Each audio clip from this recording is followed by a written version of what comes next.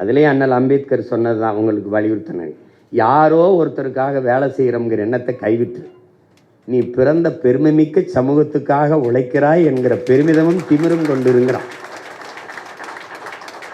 நீங்கள் அண்ணனுக்காக நிற்காதீங்க, என்னுடைய எண்ணத்துக்காக நில்லுங்க, உங்களுக்காக நில்லுங்க, நம் மக்களுக்காக நில்லுங்க. நம் தங்கை என்ன சொன்னால், நாங்கள் உங்களுக்காக தான் நாங்கள் வந்திருக்கோம், உங்கள் சந்ததிக்காகத்தான் நாங்கள் நிற்கிறோங்கிறத அது சொல்கிறா பாருங்க. அதுதான் நீங்கள் முக்கியம், அதுதான் முக்கியம். அப்போ நீங்கள் நமக்காக, நான் எனக்காக செய்கிறேன், நான் என்னுக்காக செய்கிறேன், என் சந்ததிக்காக செய்கிறேங்கிற எண்ணம் கொண்டு இருங்க. இப்போ செலன்ஸ்கி தெரியும் உங்களுக்கு, இப்போ உக்ரைன் அதிபர் தெரியும் உங்களுக்கு. அவர் அரசு அலுவலகங்களில் அவருடைய படம், நம்ம வந்தவொடனே எந்த படம் இருக்காது, ஒரே படம் தான் இருக்கும். நினைக்கிறேன் என் முன்னவர்கள் படம் இருக்கும், எங்கள் தாத்தா காமராஜ், எங்கள் தாத்தா டாக்டர் சுப்பராயன் படம்லாம் இருக்கும். திராவிடம் படம் ஒரு படம் இருக்காது. அப்போ அவர் அரசு அலுவலகத்தில் மாட்டியிருக்கும்போது அவர்கிட்ட போய் கேட்குறாங்க, நீங்கள் அவர் என்ன சொல்கிறார், கூப்பிட்டு எல்லாரையும் ஒரு அதிபரே சொல்கிறாப்புல, இது என் படத்தெல்லாம் எடுத்துருங்க, ஏன்னா நான் ஒரு ஐடென்டிட்டியோ ஐக்கானோ கிடையாது, நான் ஒரு குறியீடோ அடையாளமோ கிடையாது, எடுத்துருங்க. எடுத்துட்டு உங்களுக்கு முன்னாடி அரசு அலுவலகங்கள் எல்லாம் உங்கள் வீட்டு குழந்தைகள் படத்தை மாட்டுங்கன்றான். ஒரு கோப்பு வருதுன்னு அதை பார்த்துட்டு கையெழுத்து போடும்போது ஒரு தடவை உங்கள் குழந்தைகளின் முகத்தை பார்த்துட்டு போடுங்க, கையெழுத்தை போடுங்க. ஏன்னா உங்கள் பிள்ளைகளின் எதிர்காலம் உங்கள் கையெழுத்தில் இருக்குது, அதை ஒரு தடவை பார்த்துட்டு போடுங்கன்றான்.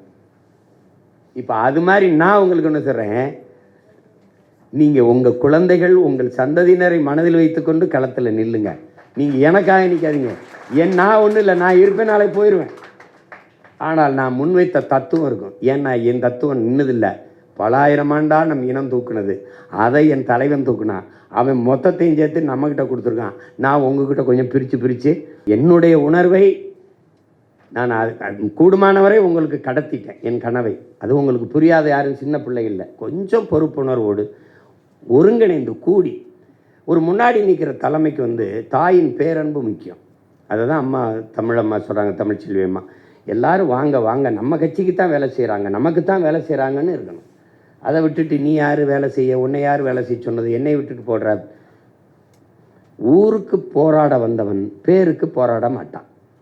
என் பேர் என் சின்னதாக இருக்குது, என் பேர் பெருசாக இருக்குது, இது எதுக்கு இருக்குன்னு. பேரே இல்லைனாலும் பரவாயில்ல, உழைக்கணும். ஏன்னா நீங்கள் பாருங்கள், 50,000 பேர் இறந்துருக்கான் மாவீரன் வச்சுக்கிறோங்க. மொழிப்போர்லேயே 500 பேருக்கு மேற்பட்டவன் இந்த நிலத்திலே செத்துருக்கான். ஆனால் அதிகபட்சமாக உங்களுக்கு 18-15 பேர் தான் சொல்லப்பட்டிருக்கு. இப்போ நமக்கு போராளிகள்னு பார்த்தா நீங்கள் ஒரு 20 பேரை எண்ணி சொல்லுவீங்க. ஆனால் 50,000 பேர் முகம் தெரியுமா? யாராவது தெரியுமா? தெரியாது. ஆனால் நீங்கள்லாம் அவனை படமாக வச்சு பூஜை பண்ணுவீங்கன்னு அவன் செத்தானா? இல்லை. ஏன்னா அவன் பிறவி கடமை அது. இப்போ நானே உங்ககிட்ட சொல்கிறேன், வள்ளுவ பெருமகனார் நம்ம எழுதி வச்சுட்டு போவோம், ஒரு பல ஆயிரம் ஆண்டுகள் கழித்து ஒரு தலைமுறை போற்றும்னு நினச்சி செத்தானா? அவன் எழுதி வச்சானா? அந்த ஓலைச்சுவடி நம்ம கைக்கு சேருமா சேராதானே தெரியாது. இப்போ நம்ம முன்னோர்களே நம்ம செத்த பிறகு சிலையை வச்சு போட்டுருவாங்க, மாலை போட்டுக்குருவாங்க, கும்பிடுவாங்கன்னு போகிறான்ல, அவன் பிறவி கடமை அதை செஞ்சான். அதனால் நம்ம கடமையை செய்யணும்.